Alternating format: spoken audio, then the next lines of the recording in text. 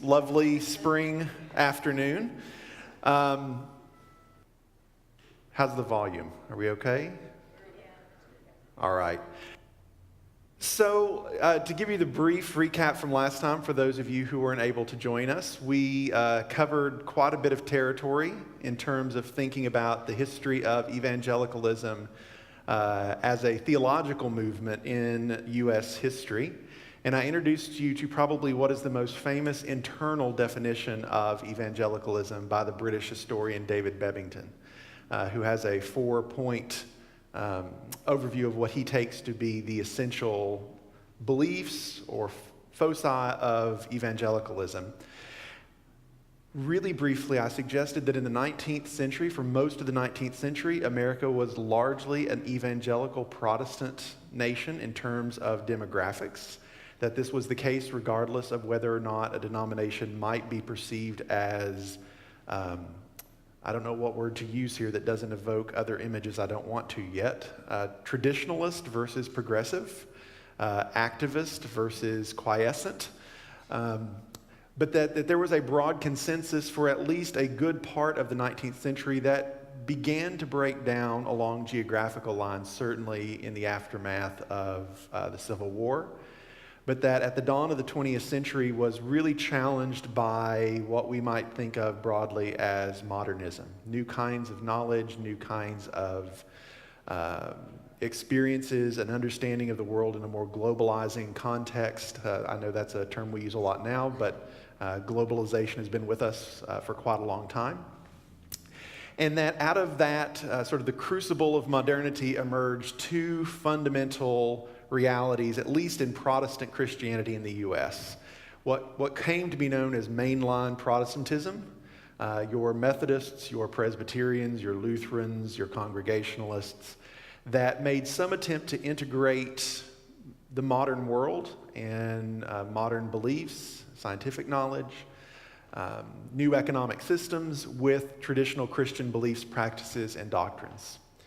And that starting in the early 1900s through about the mid-1920s, you begin then to get the rise of a group of Christian leaders and others in many of the denominations who were uncomfortable with the implications of modernism.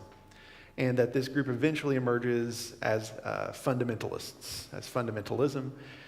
And that in many ways, this group goes into dormancy following the Scopes monkey trial in 1925, in large measure because fundamentalism's intellectual ability was questioned by the larger society.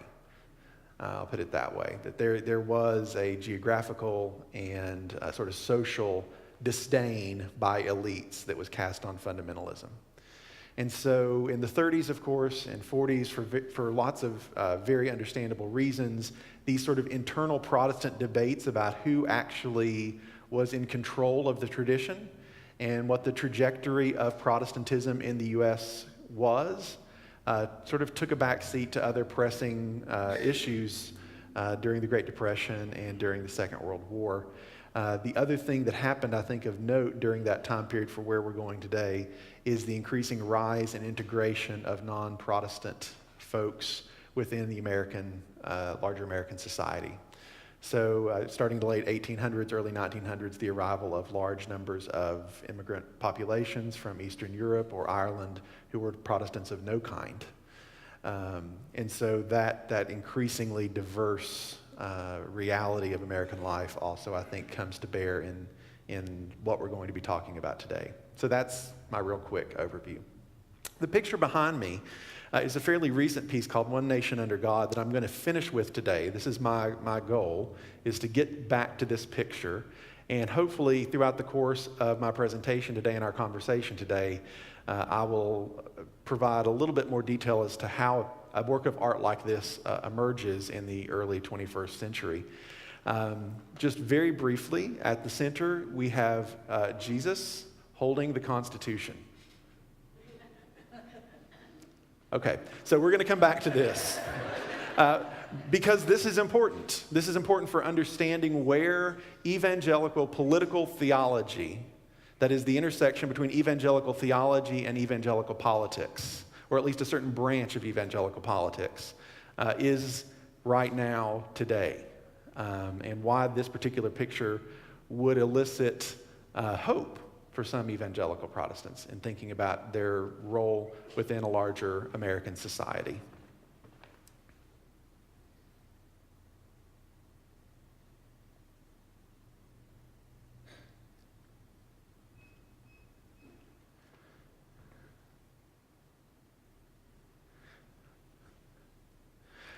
Okay, so in brief today, what I want to do is take us into what one recent historian of the evangelical movement has called an evangelical age. This is the title of his 2014 work, and he takes us basically from the late counterculture in the 60s up through what we might call the early 2000 resurgence or attempted resurgence of evangelical political activism in a lot of ways. So just to remind you of what these four categories are very quickly that Bebbington brings forward, he thinks evangelicals focus on biblicism. That is, they have a high doctrine of Scripture. We'll talk about this maybe in a little more detail as well. But today I want to focus on conversionism and activism as the two sort of central driving engines for understanding evangelical political activity in the second half of the 20th century into the beginning of the 21st century.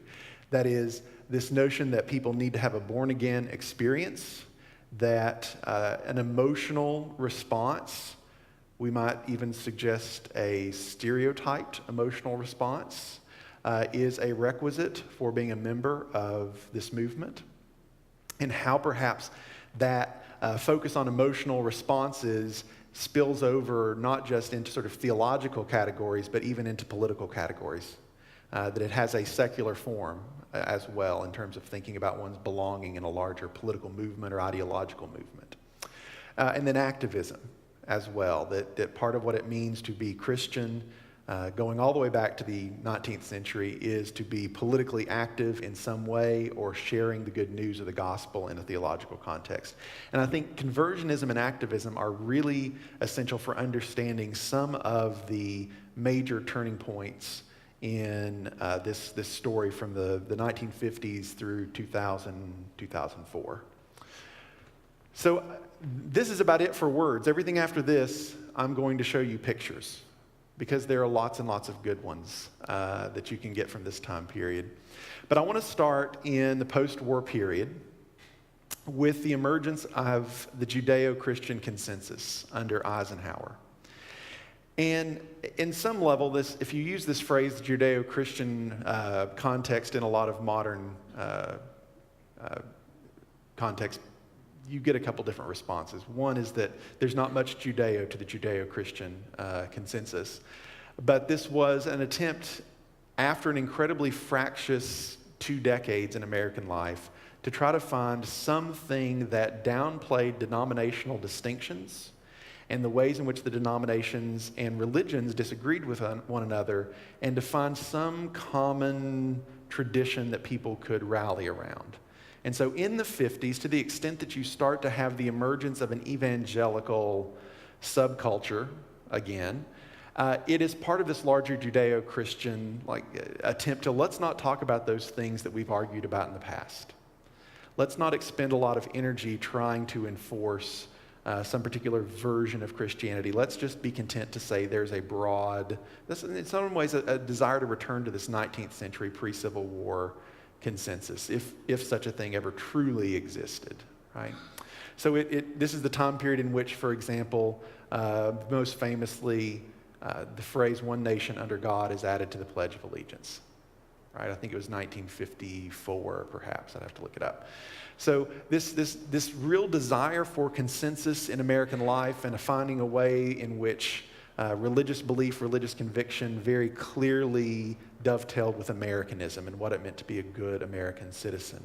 This required papering over a whole host of really important ideological and theological distinctions, and not talking about a certain number of really difficult and traumatic experiences in the nation at large. For example, the treatment of individuals who are not Caucasian, right? So the consensus was not without cost. Most consensuses, is the plural of consensus consensuses? It's not consensi, is it? No. Consensus, thank you. Right. There's always a cost to a consensus, and I think it's pretty obvious to most folks what you traded off for the appearance of that consensus. The avatar of this period, if you want to think of it that way, is someone like Billy Graham. Billy Graham came out of a fundamentalist background and was a pretty rough-edged sort of conversionist voice early on in his ministry, but very quickly became an individual who was able to speak across denominational lines and to talk about a version of Christianity that focused on individual conversion that was broadly accepted by lots of people in what would now be denominational contexts where perhaps that focus on a born-again experience would not be the most immediately used language. His then engagement with the political culture as a whole then also sort of strove to at least present the appearance of nonpartisanship. Part of the consensus that's being forged here, the attempted consensus, is this notion that both political parties in some fashion participate in this broad American tradition in which religion is fundamentally an equal partner with the state, and that they together are working together for a common good or common goal. And early on, and for much of his ministry, Graham was very good at being able to position himself as a nonpartisan actor. Now, given that he is no longer with us, but very recently, I don't want to speak anything ill of the dead, but there have always been people who have questioned how significantly nonpartisan his approach was. He always presented himself as nonpartisan, but a lot of scholarship on Graham has suggested that behind the scenes, for instance, he was very much for Richard Nixon, despite what he said about LBJ, for instance. So there is, at least in the early 50s, this notion that Christians ought not to be, part of the consensus was Christians ought not to be involved in political machinations, that there was something that was damaging to the Christian tradition itself if it allowed itself to become a voice of a particular ideology or political party. And this is a much broader sort of theological conversation that we could have out of sort of mid-century Protestant thought about the most famous example of this, Christ and Culture by Richard Niebuhr, a Christian ethicist. What are the ways in which the church ought to relate to the larger society, the larger culture, the larger political system? But most folks in mid-50s, early 60s would have suggested that there is sort of the realm of the church, the realm of theology, and the realm of politics, and you need to keep them somewhat separate because politics is dirty, and it will damage the realm of religion. That too, I think, was part of this mid-50s consensus. For those of you who may remember the 50s and 60s, am I making this up? Does this seem relatively on topic? I was born in 73, so I don't know. I just know what I read. Anyway, so then the 60s happen. And you might be surprised. So if I were to ask most people, what do you think the impact of the 60s on the role of religion in American life might be? Most people, I think, automatically go to really questionable elements of the 1960s counterculture. A rejection of authority structures, a willingness to experiment or rethink issues related to human sexuality, or the use of various mind-altering substances, or the emergence of a whole class of individuals who see it as their job to sort of rethink what it means to be American or what it means to be in this world and how they ought to be involved in shaping a future. So I was surprised when I first started reading about this, and there are several really interesting works about sort of Christianity during the counterculture, that there was a Christian counterculture as well that in some ways both rejected the more popular image that we have of the 60s revolution, Summer of Love, all that good stuff, but also rejected it in a way that was sort of the deeper embodiment of the same underlying cultural dynamics that were present. And so whether we talk about sort of the 60s as rejecting this sort of staid hierarchical society of the 50s, or rethinking gender roles, or rethinking what it means to be a sexual person, or those sorts of things. There was also sort of this rise of, I would say, a desire for a deeper authenticity that is a part of the 60s counterculture, that found a Christian expression in at least one or two really institutionally interesting ways. So this is Time magazine from, I think, the mid-60s, maybe 66, 67. The Jesus Revolution on the West Coast, a lot of those. So when people start saying, I want to break away from this really homogenous consensus where there's a strong hierarchy and everyone knows their place and you don't step out of line and here are the rules, you have a couple different options if you want to be a radical. A lot of people gravitated towards sort of the New Age movement, which was sort of poorly understood Eastern traditions. That's a whole other conversation, sort of the way in which Buddhism and other Eastern religious traditions get received in the 1960s in the American context, as a way of not being Western. So that was one option. The other was to sort of strive for a deeper authenticity within the traditions, the sort of the native traditions themselves, but in really new ways. So particularly on the West Coast, in LA, for instance, you start to get the rise of what are called the Jesus people in the 60s.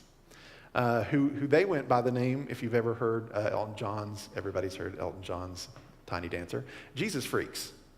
Right? These were people who thought, wow, these Christians out here are really buttoned down, boring people, but Jesus, man, he's the best radical that's ever lived. And we need to get in touch with Jesus. And they were indistinguishable, almost, from other cultural phenomena in the 1960s, like flower children. They were flower children for Jesus. Right? In both cases, a sociologist would look at this perhaps and say the underlying phenomena is basically the same. In fact, some of them would even use sort of drug paraphernalia language to explain religious phenomena. Ain't no high like a Jesus high, right? So there's something going on in the 60s about rethinking this consensus that's emerged that produces a number of different emerging Christian phenomena that are important to keep our eye on if we think about the trajectory of evangelicalism in the later part of the 20th century. The rise of charismatic movements within evangelicalism is very important during this time period. So if I'm skipping into the 70s here to talk about Timothy Leary to tune in, turn on, and drop out. Thank you.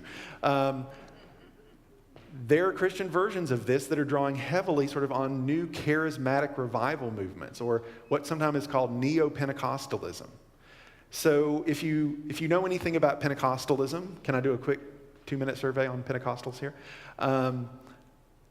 There's no one origin for Pentecostalism. It starts taking place at multiple sites, largely in the U.S. Lots of people will place it in 1901 with the emergence of sort of the practice of spiritual gifts under a minister by the name of Parham, who was a disaffected Methodist who kept reading the Bible and saying, look, there are these people talking in tongues and having these miraculous experiences in the New Testament. Why aren't we doing that now?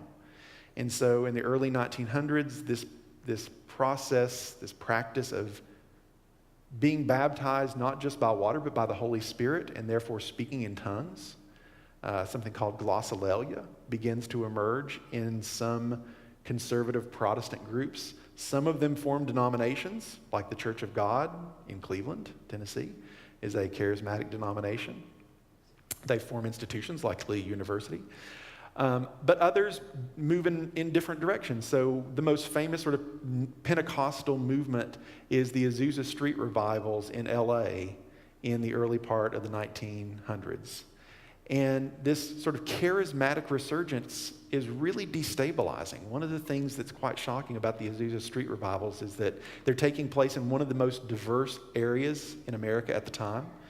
They are challenging gender stereotypes and gender practice. So the most famous early Pentecostal preacher, Amy McPherson, is a woman preaching to men. They're preaching to mixed audiences of blacks and whites and folks from all over the world. And so there's a really sort of destabilizing component to charismatic revival movements in the early part of the century, which eventually sort of in the Pentecostal denominations, you'll be surprised, get suppressed. And so then you have white and black denominations emerging that are charismatic. And But it's still the case that, at least in the 60s context, this is the first sort of major incursion of that expression of the Christian faith in really uncontrollable emotional ways, now merging with this desire to push against the consensus. And so you have a whole host of institutions emerging and individuals emerging, including some very popular denominations today, Vineyard Fellowship, for example. I should do a bibliography for you all, but there's this great book called When God Talks Back by an anthropologist who embeds herself in a charismatic denomination for like 5 years and takes notes. And she talks about sort of starting in the 1960s how this really individualist, experience-based version of Christianity takes off during the counterculture. That it's every bit as much a product of the counterculture as any of the thing that perhaps modern evangelicals might rage against, as when America turned away from practicing Christianity correctly, right? In the early 70s, this continues. You have, the extent to which Jesus becomes sort of a pop star, a cultural icon in the late 60s and early 70s is remarkable. And so you have sort of two competing musicals during this time period. Godspell, which is a little more palatable for the Orthodox among us, I suppose, although I never could get over Jesus looking like Superman. I didn't quite get what that or Jesus Christ Superstar, which if you haven't seen Jesus Christ Superstar, I can't really explain it to you. You just have to see it. But the extent to which the focus on the religion and the focus on a sort of an individual relationship with Jesus takes off in American popular culture. At precisely the moment, more broadly speaking, when America is turning away from its ideals as sort of a corporate identity, a communitarian identity, much more towards what some cultural commentators in the 80s will look back and refer to the rise of a culture of narcissism. Highly focused individual experience as the single most important aspect of authenticity. If I can't be truly myself, then there's something wrong. I don't subsume my needs, my desires to some larger good or organization or institution. That this is all sort of bubbling up in the late 60s and early 70s. And evangelicalism at this point is sort of sticking its toe in the water to sort of say, where are we? People seem to really like what we're talking about suddenly. Billy Graham sort of, if I say co-op, I don't mean that badly. He sees the opportunity that there's this hunger for what he is presenting in the culture. And in 1972, Explo 72 brings hundreds of thousands of people together to a Christian rock concert. So Christian rock starts to emerge as a thing. And sort of, some people start calling this the Christian Woodstock or Godstock in 1972, if you can believe that. And so there is, I think, this moment of real optimism among more traditional evangelicals that they're being welcomed back into the culture in a way that they had not experienced previously, since, well, ever, probably. And that the culture was returning to some sort of baseline. Now, there were, of course, lots of evangelicals, lots of fundamentalists, lots of mainline Protestants who thought, this is strange, this is not what we do. What do we do with these people that show up to church not dressed the right way and they want to sing songs that haven't been written in the 1740s? And, how do... I go to a church where if you sing, contemporary Christian music is anything written after 1900. But, there was a long period of time to think about how do we integrate this larger cultural understanding of the tradition back into the church. You had a couple other groups. The Jesus people, one way, his way.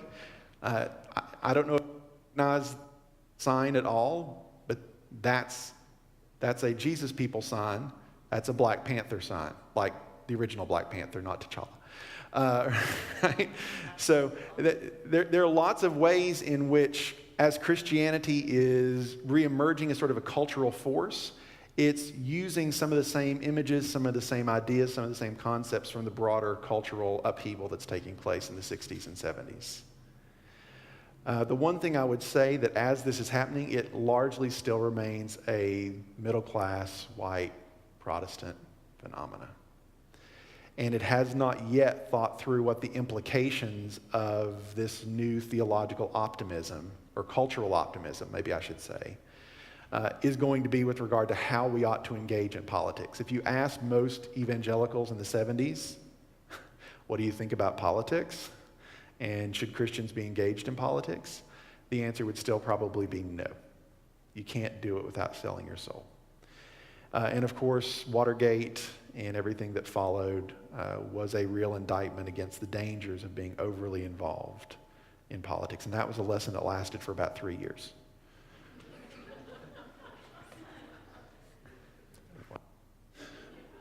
Until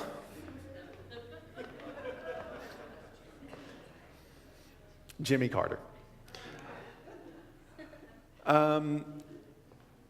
Carter was interesting on a lot of fronts, because during the 70s it was an open question. Evangelicals had this. First of all, if you had said who's an evangelical in 1970, they still wouldn't have quite been able to answer that question, perhaps any more than we can now. But the emergence of language about being born again, focusing on a conversionist experience, was becoming at least a touchstone that you could expect evangelicals to respond to positively. Something like 36% of Americans in 1976 claimed to have had a born-again experience. And if you just asked Protestants about being born again, 50% of Protestants would have claimed to have had a born-again experience in 1976. So on one level, that's shocking that many Americans were not consumed by this movement. On the other level, those are pretty good numbers. That's a hefty group of individuals in the country who are now thinking about, talking about their religious beliefs, their religious convictions in a really sort of explicit evangelical way. Carter capitalized on this. Now, I'm not a historian of the Carter presidency, but there are a couple of things that I think are worth noting here. One is that he was not the most likely person to receive the nomination for the Democratic candidate for president in 1976. There were lots of other people in line in front of him, and in fact, his overt piety and religiosity initially was thought to be what would sink him. He gave a number of interviews where he would talk explicitly about his faith, which was something new in American politics at the time. This was not something that was brought up in polite company on a routine basis. The most famous interview he gave, of course, was to Playboy magazine, where he admitted to having committed adultery because he had looked at a woman with lust in his heart. And all of this was sort of seen as, if you go back and read sort of contemporaneous responses to Carter by mainstream media sources, they're shocked. They don't know what he's talking about, really. When he talks about a born-again experience, they don't know what he's talking about when he's confessing to adultery if he hasn't actually committed adultery. In many ways, it's a really kind of interesting note to check in that sometimes, this is not a political statement, that sometimes mainstream media who are not completely trained in American religious history don't understand religious phenomena that are occurring in front of them, and it's not because they're biased, it's just because they're ignorant about those issues. And I mean ignorant in the best possible sense. They have not educated themselves on how do we think about religious language in a political context, and this is not something this person woke up this morning and decided to start talking about. This is part of a long tradition that has a history, and we might want to know something about it. So Jimmy Carter sort of is this moment of evangelical political confidence that we're now not only outside, we have a leading candidate, and he might win. But evangelicals are not simply sort of necessarily liberal or conservative or progressive or traditionalist during this time period. There is still a lot of debate within the tradition about what elements of this activism tradition, this part of the definition, right, is the heritage of evangelicalism. What part of that do we take? And do we take seriously? And so there were a lot of evangelicals who we might now think of as evangelically liberal or progressive for their time. So what it means to be an evangelical is to care for those on the margins of society, or to support political positions that raise significant resources in the government to take care of those individuals. And Carter sort of fell in between. So he would say, for example, about abortion, that personally, not something I support, but I respect the law of the land and I understand why that's the case. And throughout Carter's presidency, that sort of his inability to land on one side or the other of this argument that was taking place within evangelical circles. Are we progressive? Are we traditionalist? Ultimately is, I would argue, what part of what dissuaded evangelicals from continuing to support him into the early 1980s. There's a little bit more I'll say about that in just a second before we get to Reagan. But he's sort of the first evangelical president. It's this sort of irony of history given everything that happens afterwards, right? That this moderate Democrat is the first evangelical president in a lot of ways.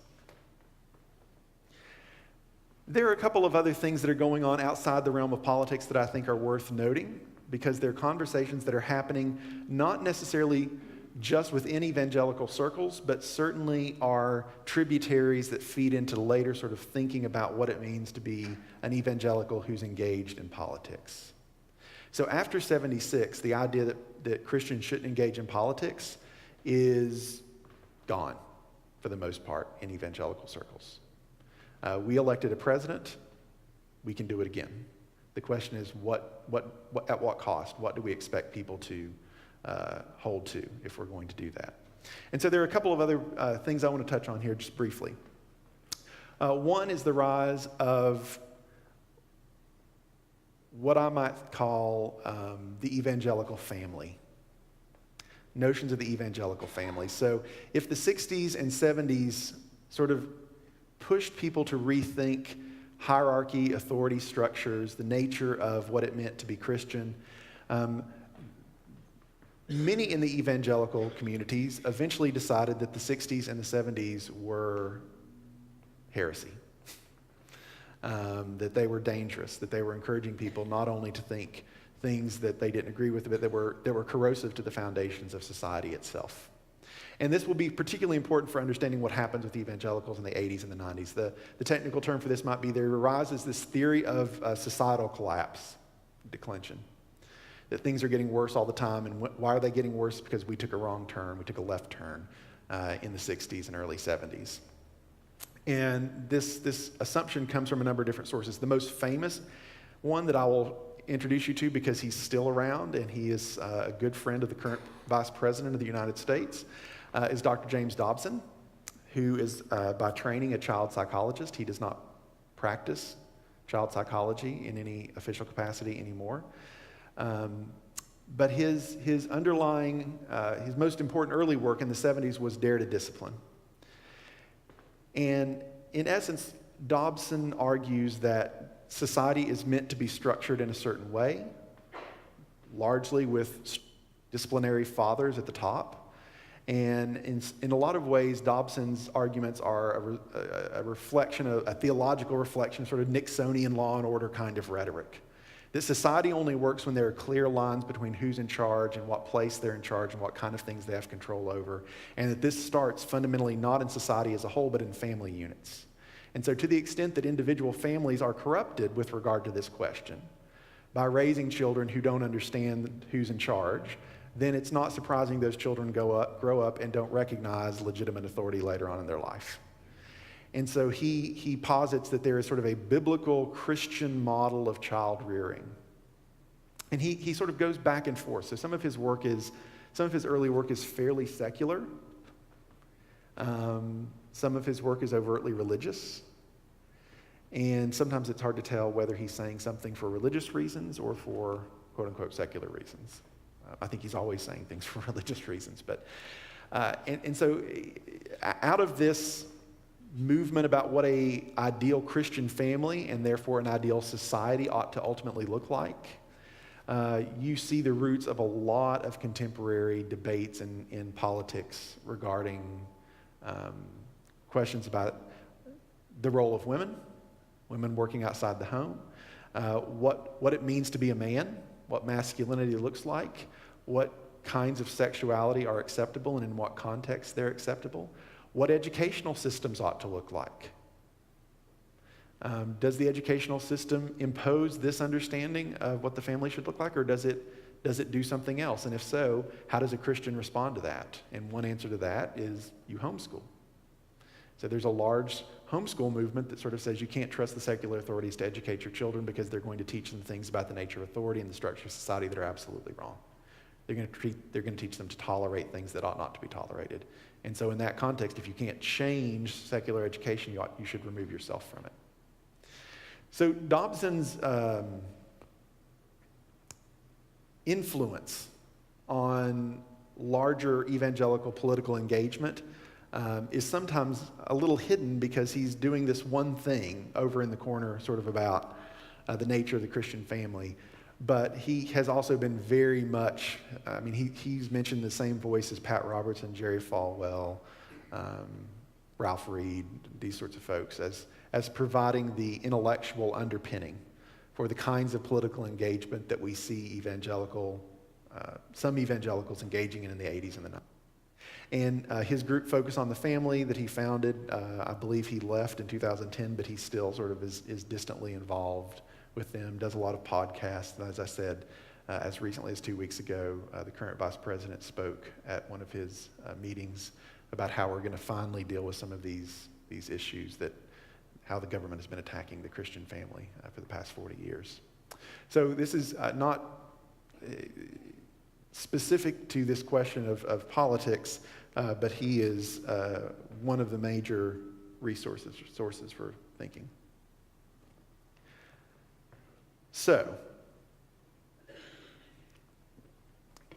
if the 60s and early 70s are a time of exploration and sort of a reintegration of evangelicals into thinking about their role in politics, and the 76 election in some ways is the first attempt to figure out what it means to be an evangelical in politics, the 80s is the rise of an evangelical empire and the settling of some very significant questions.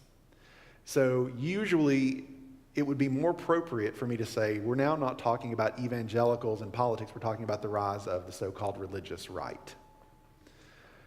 Because evangelical politics from the 80s on become basically a branch of conservative political ideology. Which doesn't necessarily help, because what do I mean by conservative political ideology, right? A preference for free trade, a preference for states' rights, a preference for traditional understandings of gender or race or these sorts of things. It would vary depending on the person you asked. But there was a sort of a shock by many observers at the time in the late 70s when evangelicals began to break, not for the self-avowed evangelical president, but rather for the married and divorced Hollywood star from California. This is not who evangelicals, if this sounds familiar, this is not the kind of person we would expect on the basis of past history evangelicals to vote for. And without sort of talking about Reagan as a personality, which gets dicey, I guess, those around Reagan were very good at figuring out how to utilize that voting base to sort of fuel the Reagan revolution. So Reagan early on says, I know you can't, in the presence of, I think, Jerry Falwell, says, I know you can't endorse me, but I want you to know I endorse you. Right? The early 80s and the election of 1980 really is the point at which evangelical political action becomes a subset of the Republican Party in conservative ideology. And at first, even in the early 80s, as sort of I'm not a political scientist either, but here's a block of voters that we reliably can count on because they agree with us on these particular issues. We can count on them to show up. And here are the electoral implications for that, for the foreseeable future. So we need to be nice to this particular interest group. In that way, no different than what we might say Democrats are doing in their own caucuses, trying to piece together a majority of electoral votes based on demographic analyses, these sorts of things, right?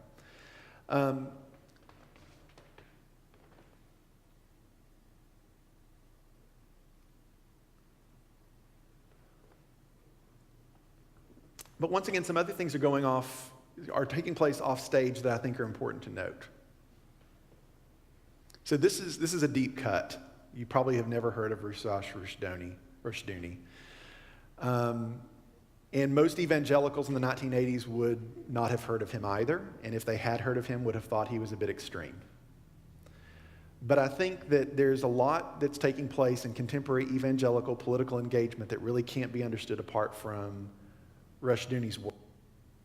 Even if ultimately most people, if they were introduced to Rushduni's work, would say, whoa, whoa, whoa, that's too much. Right? Some of his ideas are significant. So Rushduni is of Armenian extraction. His parents came to this country after the genocide in Turkey in 1915. And his family line claims that every generation has produced a priest or a monk or some religious leader. And I don't know how true that is or how much that was just his PR department. But he in the late 50s, early 60s, leaves the Presbyterian Church, USA, for the Orthodox Presbyterian Church.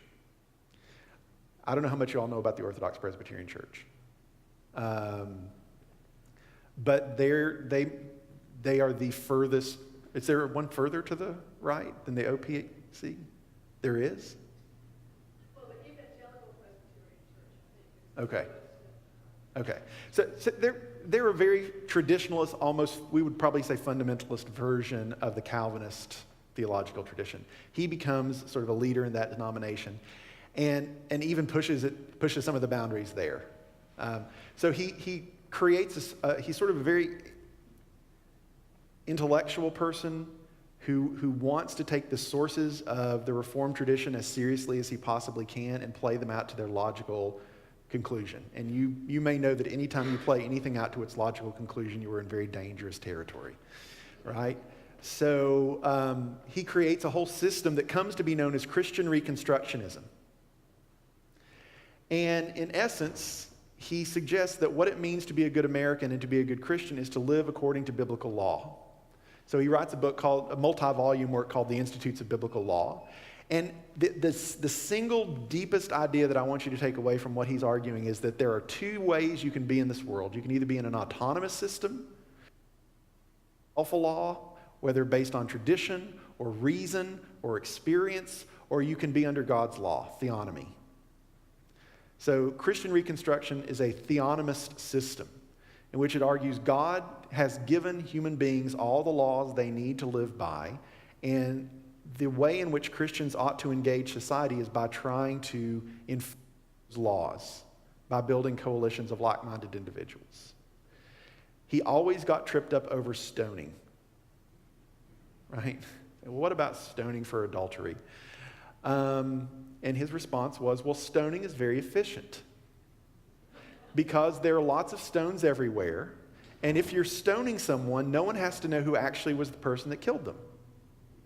And if you do this, for a generation or so, people will stop performing, committing adultery. So if you want to know why society is such a wreck, it's because we've stopped punishing people for things that are destructive to the society. And he meant it, right?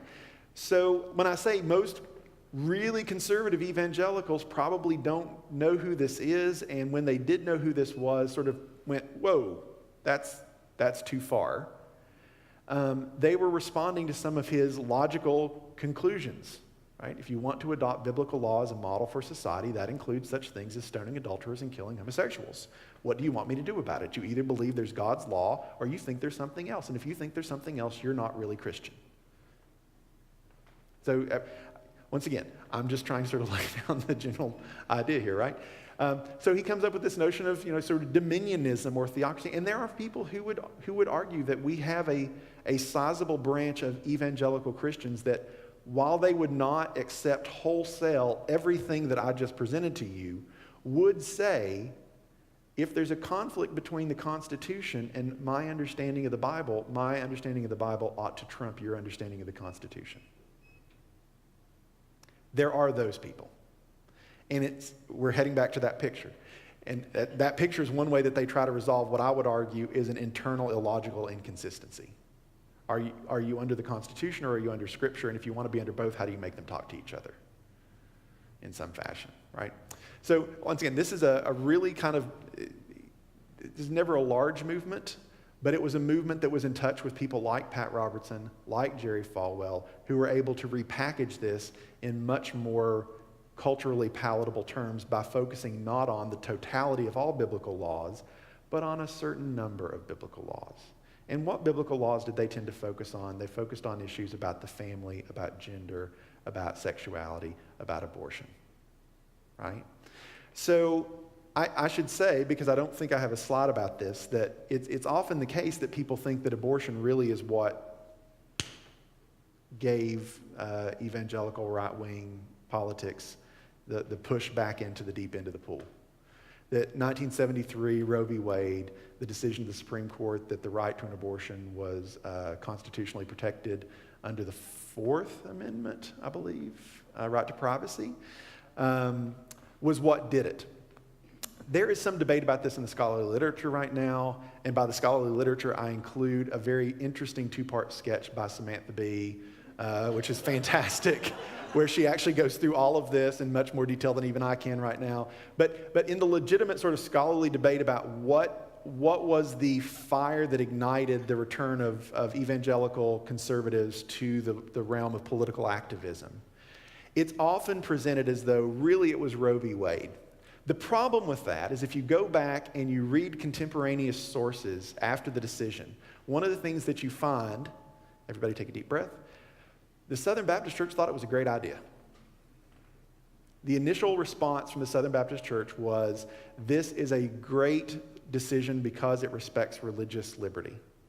Now, if you dig a little deeper, you'll see that what they mean is, in the case of rape, incest, threats to the life of the mother, we don't want to be like the Catholics who ban abortion, right?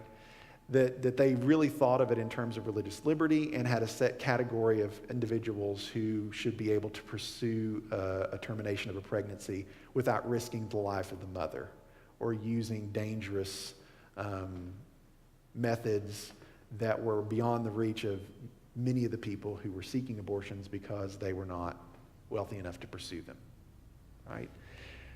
What happens in the 70s is that this issue is chosen intentionally by some political actors. Paul Weyrich, who's still with us, is one of the main ones to say, this will pull everyone together.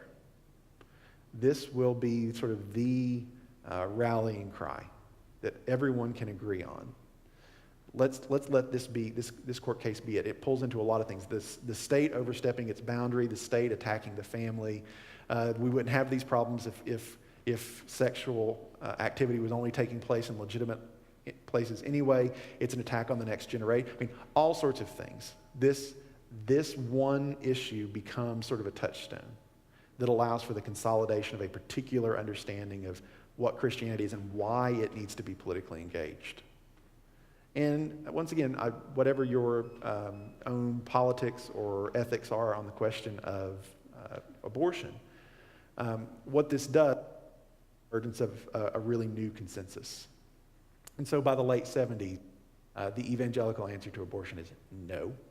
And usually there's still an asterisk, right, for rape, incest, and the life of the mother. And now evangelical Christians are also reaching out to talk to Catholic opponents of abortion to try to form broader coalitions on this question of abortion. Back before 1973, to the extent that we of a right-wing sort of political, religiously inflected ideology, the real question seems to be, inflicted was a Freudian slip, inflected is the word I'm going for. The real issue seems to be, to what extent can religious institutions of higher education still receive federal funds if they want to engage in segregation? And ground zero for that controversy was Bob Jones University, which prohibited interracial dating until 2000, which was why it was a big deal when, on the far side of our story, candidate George Bush shows up and gives a speech there. But in a lot of ways, if I'm going to be suspicious, the leaders, the elite group who are trying to marshal this voting bloc, realized that the civil rights movement had made significant progress in people's explicit statements about race, maybe not in their implicit practices regarding race, but at least in their explicit statements about race. This was not going to be something that would win hearts and minds To say that we want to still get federal dollars and discriminate on the basis of race was not going to be a rallying cry. And then suddenly abortion sort of presents itself as another issue that can serve as that. And so there are folks who think that that's the story, that what really created the modern religious right is segregationism. I think it's probably a little more complicated than that. I think it can be both in some ways. And at any rate, we'll come to that in the last week when we talk about evangelicalism and what the current state of those questions are. But once you get into the 80s, you need to be quiet, seems like about 10 minutes here. Once you get into the 80s, you have the rise of sort of a dominant attempt at sort of an evangelical empire. So you have the rise of the moral majority in 1979, and in 1976, Jerry Falwell goes on an I Love America tour across the country and starts sort of setting out to define for many people what the religious right is. And the ultimate language he uses is the moral majority. And this support sort of sweeps Reagan into office. Now, for most of the 80s, then, you have extremely confident evangelicalism, right? So if you go from the 60s, where they're sort of surprised and trying to figure out what it means to be an evangelical and how that should translate into political positions and engagement, to the 70s, where they get an evangelical president, but it's not quite what they thought, to the 80s now suddenly, where they are in charge. The chapter dealing with the 80s is called The Power and the Spectacle in this book I've finished on the age of evangelicalism. And a couple of things happen during the 80s that I think are worth noting. One, you start getting pushback from other Christian bodies for the first time. That is, there are lots and lots of Christians who suddenly go, wait a second, Jerry Falwell doesn't speak for me in my version of Christianity. The mainline churches start going, what is going on? So in 1972, there was a very famous report by a sociologist called Why Conservative Churches Are Growing that almost became a foregone self-fulfilling prophecy. And so the argument for much of the 70s, much of the 80s, some of the 90s even, was those churches that are more traditional and that have what we would think of as higher sociological barriers for membership in terms of their ethics, they're growing. And these namby-pamby liberal churches that just, believe what you want to, do what you want to, get along with everybody, I'm making that part up, right? That are actually trying to sort of think about modernity and all that, they're shrinking. And here's the demographics, right? Who's growing? The Baptists are growing. Who's shrinking? The Methodists, the Presbyterians, the Lutherans. And even within those denominations, you start to have people break off for more conservative denominational homes.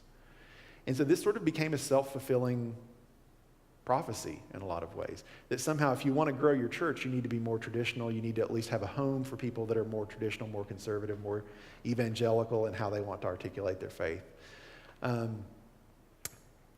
So that's one thing that happens in the 80s, is this evangelical triumphalism.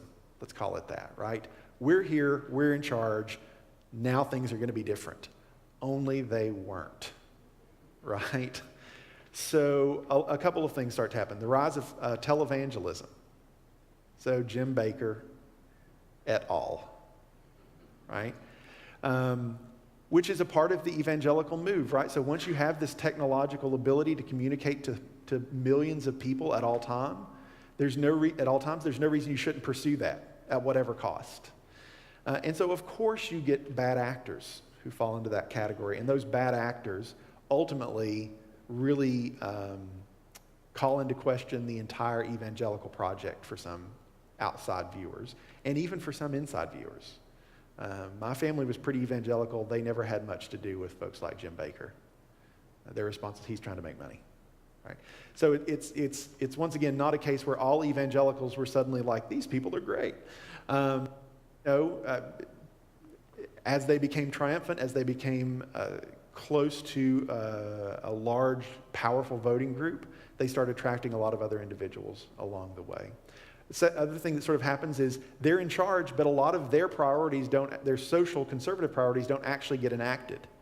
And in fact, one of the things that's quite interesting in the 80s and the 90s is that there is sort of once again, I'm not a political scientist, what I think is happening is you begin to get a disjunction between a political track and the cultural track. That is, as from the early 80s up to now, we see greater tolerance for diversity, acceptance of diversity, shifting attitudes on issues pertaining to gender roles or human sexuality. Abortion is the only case where it's sort of, there's not much movement in surveys. The politics continue to gravitate to extremes in both sides. And so for the evangelicals in the 80s, they've elected Reagan twice in a landslide once. And then they managed to elect in the same political party. But it's not translating into their priorities. Roe v. Wade's still the law of the land. More and more women are still working outside the home. And now, even conservative churches are not continuing just to grow and grow and grow. So there is a kind of frustration that ultimately, in the 80s at least, comes to an end with the election of Bill Clinton. Because now they've got a godless enemy, right, to fight against. That for the better part of a decade, for 12 years, evangelical political activity was done from a position of strength and access, at least access to those in a position of power and authority.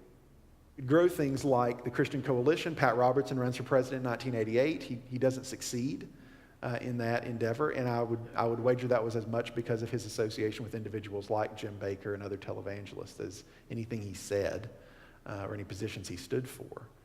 The rise of the Christian Coalition, Ralph Reed, who sort of takes on the role of trying to hold this group together as a voting bloc and saying these are the issues that are significant that we have to address. And then they elect Bill Clinton. Now, you could say, well, it was because of Ross Perot. If Ross Perot hadn't been there, maybe it would have been closer. Completely forgot about Ross Perot until just now, right? So the 90s are a much more difficult time for evangelical political engagement because they now, in many ways, do not have their person in the White House. And then the re-election of Clinton in 96 is felt as almost a death blow. And there are some evangelicals in early 1996 who say, look, we just need to remove ourselves from society again. We tried, it didn't work, and so we need to form intentional communities, good, living, righteous people, and do that. And if the society around us departs from us in that fashion, so be it. So there's almost this ebb and flow that you see in the 20th century of evangelicals losing confidence that they can be a powerful voting bloc, and then this high tide in the 80s that starts to recede in the 90s. They think Monica Lewinsky is going to save them. Honestly, they do. Really small side note here, just because I can't not say this. I met Monica Lewinsky in 1997 in London, where she was selling her book right after the impeachment hearings. And I was in Harrods department store, and I walked around the corner, and there was this huge line of people.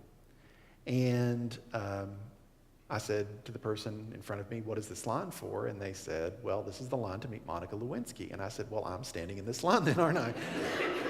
So I was with my friend. I was in seminary at the time. I was with my friend who was a Methodist pastor. And there were these reporters going up and down the line trying to find America. Really hard to pick out. I don't know if you know that or not. But when they found out Arians from America in that line, we did so many interviews. I think I talked to the Korean press and the Portuguese press. And so my friend, they said, well, why are you here? You're a minister. What do you think about this? They were hoping he would moralize. And he said, I'm just here to see the sin. I think it's interesting.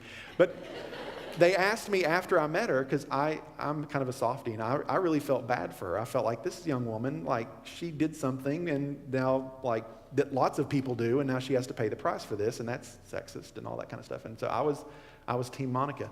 But so I told her, I said, I'm really sorry for what our country's put you through and all that kind of stuff. And so somebody from the Baltimore Sun interviewed me afterwards, and they said, what did you think about Monica? And I said, well, you know, she's a lot more attractive. I don't know why I said that. That was also kind of sexist, but like that matters. It's important to be self-critical. I said, she's more attractive. I probably should have asked her out, but I think she's out of my league now. as a joke. That got printed. And my now wife read it. Good times. They thought that was going to save them because what it gave them was the moral high ground, right? And once again, not a political scientist, my sense is they overplayed their hand. And in fact, it's quite interesting. I was reading this morning a quote from James Dobson right after the impeachment hearing that resulted in an acquittal in the Senate for Bill Clinton, where he says, I just don't understand how people can support someone that has this sort of thing in their background. How can they support an adulterer and someone who engages in this kind of behavior? It makes me weep for the soul of America. And I'm just like, oh. Right.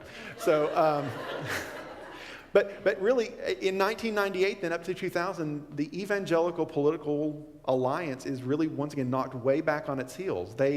Many within the group think we need to sort of step out from politics. This is no longer working. We need to have strategic alliances on particular issues with people who agree with us about certain things. Let's make a difference where we can. And I think one important thing that happened, they started to realize something that political scientists will tell you any time of the day: all politics is local. And they took their eye off winning just major events and started trying to win local events and state events. And I think that has been a significant consequence. Maybe we'll talk about that in 2 weeks. So then 2000, I'm rushing here at the end so we can have some good conversation. 2000 happens, and there is a real debate about are we still strong enough as a political voting bloc to do this? And George Bush first was not evangelicals' first pick. Many of them were still sort of suspicious of his father. They thought his father was insufficiently, he was an Episcopalian. He was insufficiently their friend in a lot of ways. He had raised taxes. He was the last Republican who probably will ever raise taxes in our nation's history. Things that really pushed against their agenda. But Bush was different. A couple things. He had a great conversion story. I think this is important for a lot of reasons. One, if evangelicalism is defined by conversionism, you need a bad backstory in order to talk about how blessed you are now. And there's nothing that particular brand of Christianity loves more than someone who was a sinner and now is a forgiven sinner, right? And then he in a debate, primary debate, he listed Jesus Christ as his favorite political philosopher, to which most mainstream media went, ha, ha, ha, ha, ha, Jesus isn't a political philosopher. And I actually remember that debate, and I remember thinking at the time, it's a trap. Don't fall for it. Like, he's baiting you. Because now when everyone makes fun of him for saying Jesus is his favorite political philosopher, he gets to say, look at how Christians, evangelical Christians like you, are marginalized in our society. They're laughing at Jesus. Vote for me. In essence. I'm not sure he thought that far ahead, but he had people who thought that far ahead, right? And so he had a good story. He made some inroads, and evangelicals were uncomfortable with his main rival, John McCain, for lots of reasons. Now, I don't know if you remember that particular primary season or not, but it looked like he was going to lose. He lost badly in New Hampshire. He lost in Michigan. And it was only when he won in South Carolina, largely on the basis of anonymous flyers against John McCain that were heavily racially tinged, including a claim that he had fathered a Bangladeshi child out of wedlock that he had adopted, that he lost. And this is when John McCain goes off on Jerry Falwell and goes off on the religious right and sort of sets himself up as the last real attempt to marginalize evangelical voters as the deciding power block in Republican politics. And he loses. The one thing that comes out of Bush's win is this notion that if evangelicals are going to affect cultural political change, they're going to have to do so in a new way. And so this is, during Bush's time, early on, at least the language of compassionate conservatism. Now not a confident assertion that we're here, we have the right It's our job to impose them on the rest of society.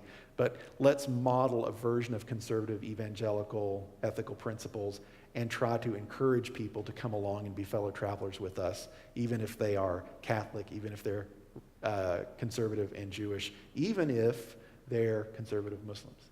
Right?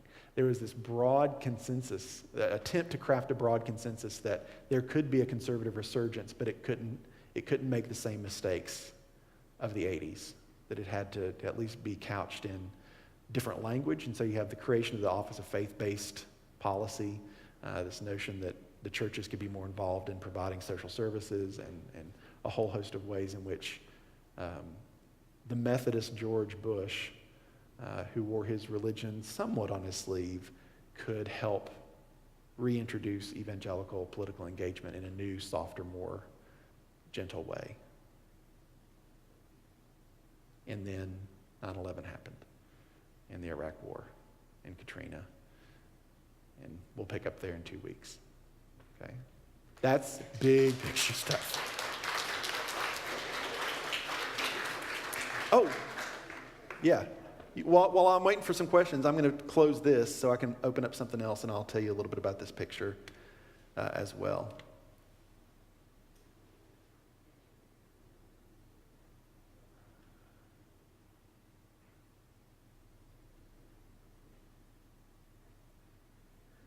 Okay, so what questions do you have? John McNaughton, he's in Utah, and he has several of these. This is his most subtle. He has one of Obama holding the Constitution in flames. Just without going through all of them, his general argument is highly theonic. This is one of the places where I think Christian Reconstructionism has started to make some inroads into evangelical political engagement. This idea that to be a good Christian is to be a good American, and that there's a particular understanding of American history that one adopts, and that is that America is a Christian nation from its origin. And it's not just a Christian nation, it's an evangelical, conservative Christian nation.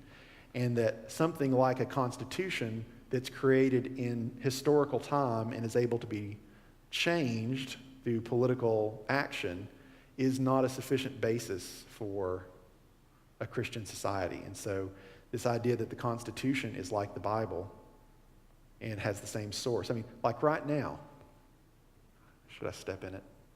I'm going to step in it. The state of Tennessee is trying to amend our Constitution to say that the source of our liberty comes from God. Why? What purpose? And which God? Right? Presumably they don't mean Vishnu or Thor, something like that. And they probably don't even mean Yahweh. I mean, they do, but Yahweh is revealed in Jesus. So what's the gain? You could say, well, it's party politics, right? It's who's going to be against that except for the godless liberals anyway, right? Who cares? Sorry, I had something after that. But there is a larger notion here that to disagree with a law then is to invoke a particular relationship to God. If the Tennessee Constitution says that liberty comes from God, anything that the Tennessee legislature then passes protecting liberty, it's hard for me to say, law. What are you, against the freedom that God gave us? Right? So I would argue there is deep ambivalence about the contingent nature of our relation to one another in a political context, that some of these moves are trying to shore up by reifying them, by theologizing them, by deifying them.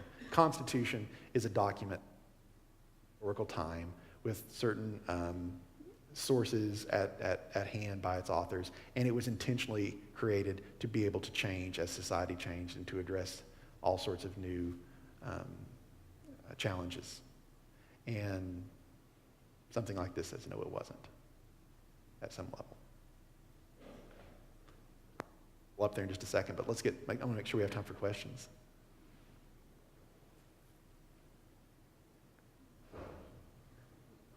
What is the most influential group now that's advising our legislature to come up with some of this? They go to some of the programs, they get coached, and everything that's happened before they introduce these by agencies and national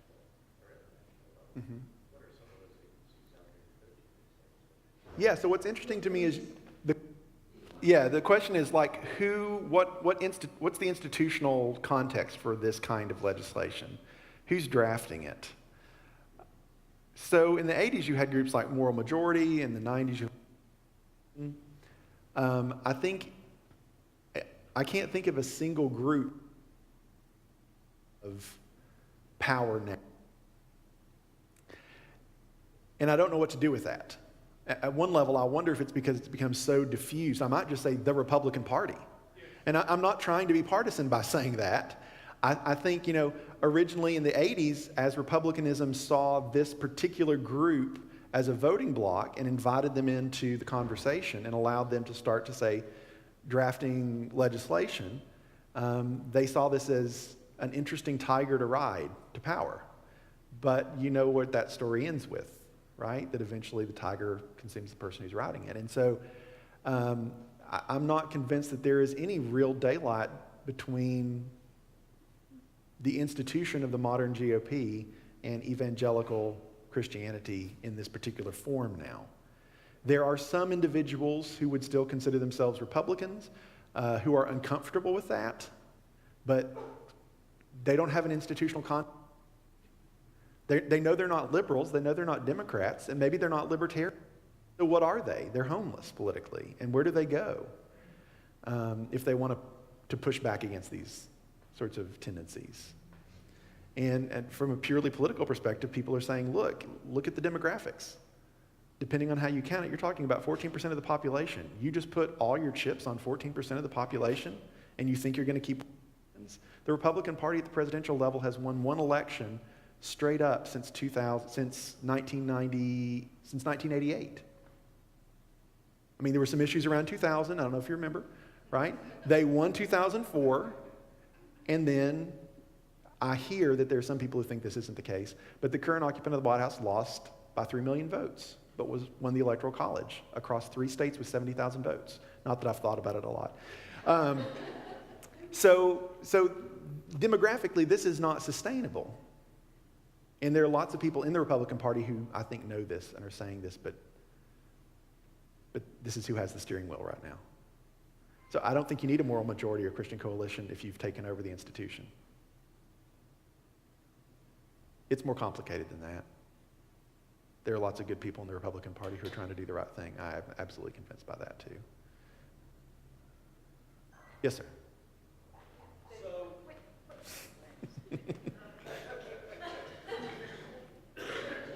Within taking a broader view of evangelicalism, where does Jim Wallace fit into this and the liberal evangelicals? Yeah, Sean King, Jim Wallace. So if I had another section, or if we were here for 2.5 hours today, we could have talked about liberal evangelicalism. So most of these folks were sidelined after 1976, sort of the left wing of the evangelical movement that focused more on, I can't say not on social issues because poverty is a social issue. Equality of opportunity is a social issue. But I think one of the things maybe I haven't said is that the really more conservative activist wing has always tended to focus on what I might think of as private social choices. How do you choose to live your life, and is it in accordance with how we think you ought to live your life, as opposed to the evangelical liberal wing, which has always perhaps maybe agreed with them on some of those things, but been much more open to thinking about the larger social context of what Christian witness looks like and what it requires. How do all of us, through the kinds of policy that we vote for, enact a system that cares for those on the margins of society?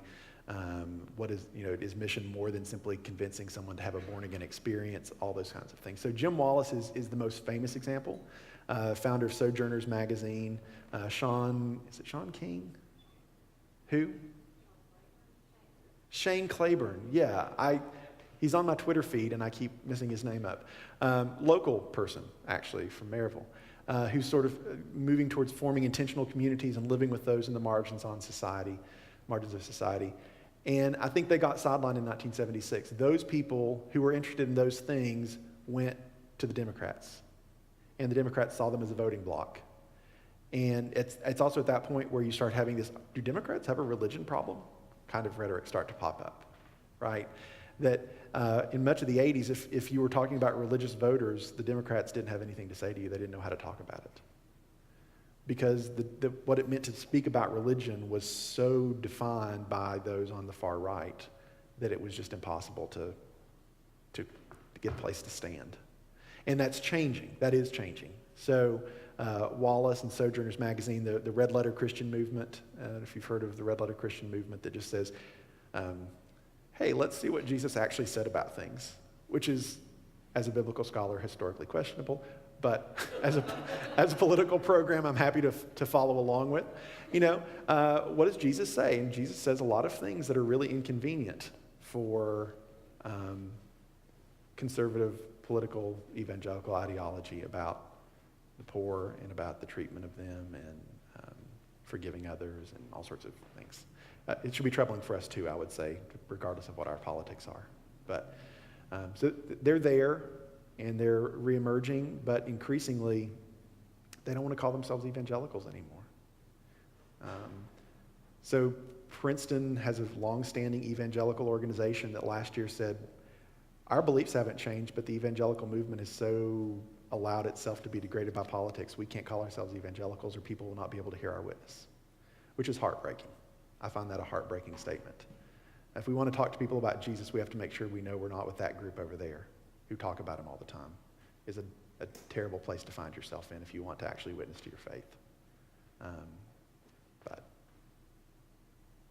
One more question?